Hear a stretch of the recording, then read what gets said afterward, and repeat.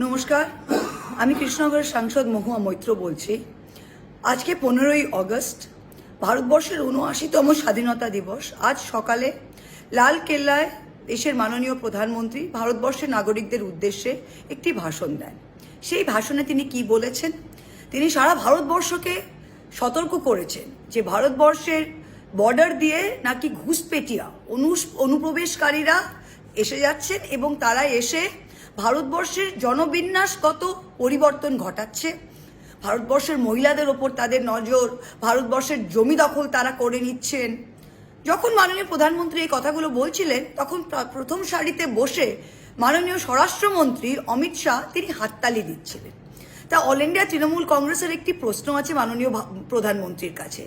আমাদের বর্ডার সুরক্ষা, আমাদের সীমান্তকে সুরক্ষিত করার দায়িত্ব কার?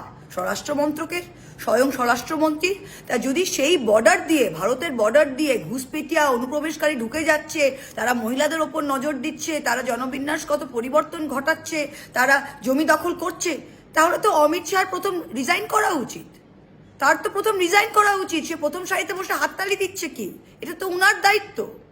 উনি যদি নিজের দায়িত্ব না পালন করতে পারেন এবং তার যে ফেলিয়ারটা, সেটা যদি প্রধানমন্ত্রীকে 15 অগস্টে লাল কেল্লা থেকে তুলে ধরতে হয়, তবে তো প্রথমেই তাকে কাল সকালেই রিজাইন করা উচিত। ঠিক কি না? এই প্রশ্নটা তো করা উচিত আমাদের।